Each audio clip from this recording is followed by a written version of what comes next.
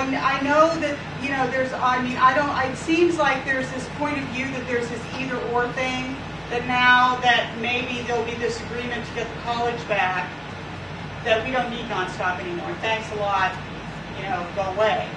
Which is how I feel the message that I've gotten is how the message that, I mean, they don't have jobs after June 30th.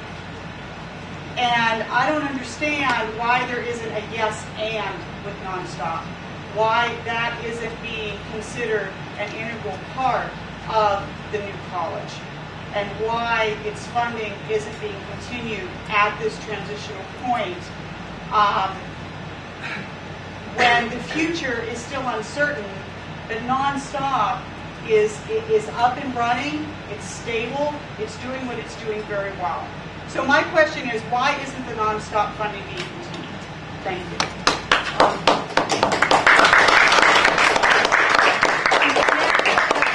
And Lee, do you want to respond at this?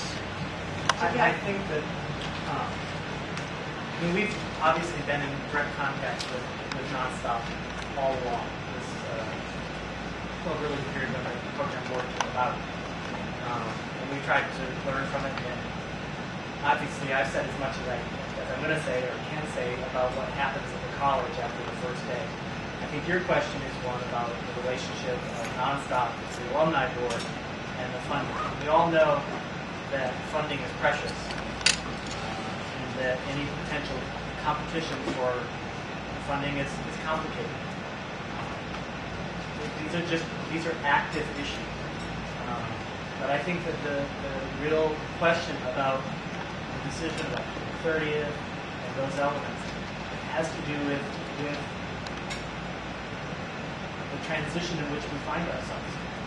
And I've tried to talk to people. Could you wait? No, that's vague. Well, let me finish. Okay. Maybe it won't be. Okay.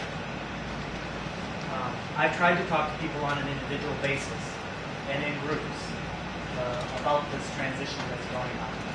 And there's a small group of people who've taken on a lot of responsibility to try to get this college back, to make this happen. Now, if that fails, what people are willing to do with their philanthropy and keep going is a real open question. And it's one that the alumni board would be in a position to answer at that point. You know, the conversation about whether or not to seek a 501c3 opportunity so that Nonstop could be independent. The board pro tem, I've never said anything about that other than, go ahead, that's great. That's ultimately how the world got Yale and got Brown. College is developed, intellectual endeavor happens in lots of different contexts. So there is a life that is Nonstop. And we really hope that there will be a life that is Antioch College. But the board pro tem has tried not to, other than taking on the ideas, being involved in conversation, to give any opinion about whether or not it should continue. Because that's really, it's a project of the alumni board, and it's something that has been critical to keeping the struggle on a political level to save the college front and center. Then I would like to hear from the alumni board about why the funding's been cut. I mean, actually, that was, I guess, who my question was directed at. Let me then, as the president of the alumni board, try to talk about this this very, very important issue. We, as the alumni board, as soon as I heard from my predecessors, President John Feinberg, what the University Board of Trustees had decided to suspend operations of the college, I knew that we as an alumni board needed to expand our purpose and to establish an independent fund to preserve Antioch College, because our mission as the Alumni Association is to support and preserve and protect Antioch College. We established the College Revival Fund as an independent fundraising organization which is solely devoted to forwarding and supporting Antioch College. The College Revival Fund decided that the best way that we could forward our cause was by establishing Nonstop. That faculty who were then faculty about to lose their jobs at Antioch College came to us and requested our support. And we decided that the continuation of a presence under the control of a faculty body yet to be determined, which developed into the executive collective at Nonstop, was the best bridge to the uninterrupted continuation of Antioch College in Yellow Springs, Ohio.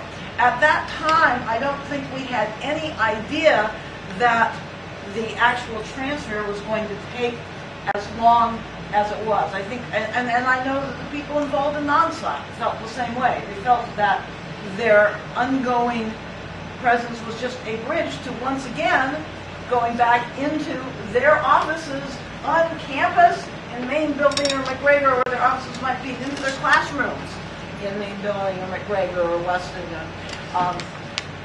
Was where they were going to be, where they wanted to be. And that continues to be our goal. Our goal as an Alumni Association through the CRF is to raise money to support Antioch College and to reopen Antioch College. Nonstop is a bridge to that process. It is now taken on, as Matthew was noting, something of a life of its own. And if there are other activities that do not directly relate to the ongoing continuation of Antioch College, those can certainly be preserved through the independent 501c3. But what our mission is Antioch College. In the course of developing our ongoing financial plan for independent Antioch College, we reached the limit of the resources that we could commit to Nonstop. There is no more money available. We had to scrimp to commit to fund Nonstop through June 30th. And one of the thoughts that we've had maybe enough money left over that we might be able to fund.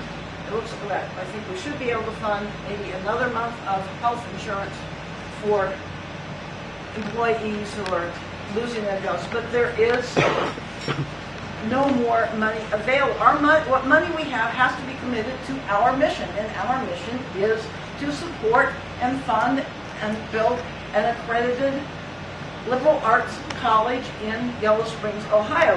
And what we've done as a task force, and Joe and Susan and Carol and Steve and Chris Hill and Molly Thornton were all part of the task force that has created some ideas about how the wonderful work that Nonstop has done, much of which is very creative, but some of which has not really been geared towards Antioch College. It's been an exciting experiment. Some of it has worked. It's not uniformly wonderful any more than the old college that we're trying to rebuild and recreate and continue for the next 150 years is uniformly wonderful.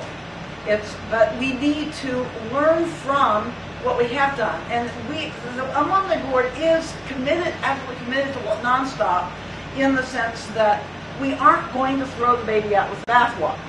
That's really the promise that I can make, and the promise, the proposal that we have made to the Board Pro Tem together is, these are the exciting, wonderful things that have been done, and these are the ways in which we can build on the presence that we have been able to maintain in Yellow Springs through Nonstop up to now. And it's not an either or by any means. It is, we are building on this project. Nonstop is not Antioch College, but it embodies a lot of... What do you mean it's not Antioch College? It is not Antioch College. There's not one person in Jerry, there that didn't come from there. You're out of order. That's not true, Jerry, and it is... So you're saying Nonstop Nonstop is not a Antioch? project, yes.